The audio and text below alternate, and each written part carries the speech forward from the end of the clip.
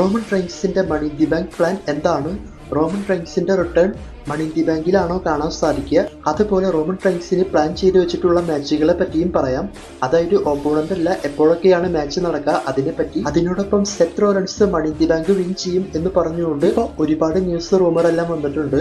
അതിന് സാധ്യതയുണ്ടോ എന്നും പറയാം. അപ്പോൾ ഇതൊക്കെയാണ് നമ്മൾ മെയിനായിട്ടും പറയാൻ പോകുന്നത്. ഇതെല്ലാം നോക്കുന്നതിനേക്കാൾ മുൻപായിട്ട് രണ്ട് റെസ്ലേഴ്സിന്റെ റിട്ടേണിനെ പറ്റി പറയാം. അതിൽ ഒന്നാമത് റെസൽമേനിയയിൽ ബെക്കി ലിഞ്ച് അറ്റാക്ക് ചെയ്ത് ഇഞ്ചുറി സംഭവിച്ചതുപോലെ കാണിച്ച ബെയ്ലിയുടെ റിട്ടേണിനെ പറ്റിയാണ്. അതായത് ബെയ്ലി ഇനി തിരിച്ചു വന്നതിന് ശേഷം ബെക്കി ലിഞ്ചുമായിട്ട് ഒരു സ്റ്റോറി ലൈൻ പോകും എന്നാണ് പറയുന്നത്. അപ്പോൾ ബെയ്ലി റിട്ടേൺ ചെയ്യാൻ പോകുന്നത് മണി ഇൻ ദി ബാങ്കിലാണ്. അതായത് Lyra Valkyria Becky Lynch IC championship നടക്കുമ്പോൾ ആ മാച്ചിലാണ് ബെയ്ലി റിട്ടേൺ ചെയ്യാൻ പോകുന്നത്. അപ്പോൾ ഇങ്ങനൊരു പ്ലാനാണ് ബെയ്ലിനെ വെച്ച് WWE ചെയ്യാൻ പോകുന്നത്. ശേഷം ഇവർക്കൊരു നല്ല മാച്ച് സെറ്റ് ചെയ്യാനുള്ള പ്ലാന്. ഇതിൽ രണ്ടാമത്തെ റെസ്ലർ ഒരുപാട് നാളുകൾക്ക് മുൻപ് ഇഞ്ചുറി സംഭവിച്ചു പോയ ആസ്കയാണ്. ആസ്കയുടെ റിട്ടേണിനെ പറ്റിയും ഇപ്പോൾ ന്യൂസ് എല്ലാം വന്നിട്ടുണ്ട്. അതായത് ആസ്ക ജൂലൈ 13-ാം തീയതി നടക്കാൻ പോകുന്ന വുമൻസിന് വേണ്ടിയിട്ടുള്ള എവല്യൂഷൻ പേപ്പർ-വ്യൂവിൽ റിട്ടേൺ ചെയ്ത് ഒരു മാച്ച് ചെയ്യാൻ ചാൻസ് ഉണ്ട് എന്നാണ് പറയുന്നത്.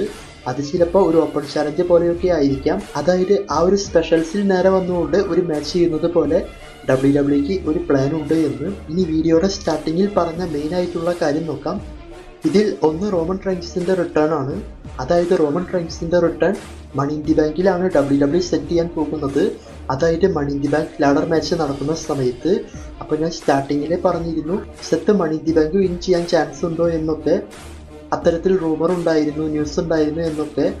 അപ്പോൾ അതിനെപ്പറ്റി നോക്കുന്ന സമയത്ത് നമ്മൾക്കറിയാൻ സാധിക്കുന്നത് സെത്ത് തൻ്റെ ടീമിലുള്ള ബ്രോൺസൺ റീഡ്, ബ്രോൺ ബ്രേക്കർ ഇവരെയെല്ലാം യൂസ് ചെയ്ത് മണി ഇൻ ദി ബാങ്ക് മാച്ചിൽ മത്സരിക്കുന്നവരെയെല്ലാം അറ്റാക്ക് ചെയ്തുകൊണ്ട് അവരുടെ സഹായത്തോട് കൂടിയിട്ട് മണി ഇൻ ദി ബാങ്ക് എടുക്കാൻ വേണ്ടി മുകളിൽ കയറുന്ന സമയത്താണ് റോമൻ റെയിൻസിന്റെ റിട്ടേൺ WWE പ്ലാൻ ചെയ്തിട്ടുള്ളത് എന്നാണ് അറിയാൻ സാധിച്ചത്. അതുകൊണ്ട് Seth money in the bank എടുക്കാനുള്ള ചാൻസ് വളരെയധികം കുറവായിരിക്കും. പിന്നീട് റോമൻ റെയിൻസ് ഭയങ്കരമായി സെത്തിനെ അറ്റാക്ക് ചെയ്യാൻ ചാൻസ് ഉണ്ട്. റോമൻ റെയിൻസ് മാത്രമല്ല CM പങ്കും ആ ഒരു സെഗ്മെന്റിൽ വരാനുള്ള ചാൻസ് വളരെയധികം കൂടുതലാണ്. CM പങ്കും സെത്ത് റോളൻസിനെ money in the bank win ചെയ്യിപ്പിക്കാനായിട്ടൊന്നും സമ്മതിക്കില്ല. അതുപോലെയായിരിക്കും ഇവരുടെ സ്റ്റോറി കാണിക്കുക.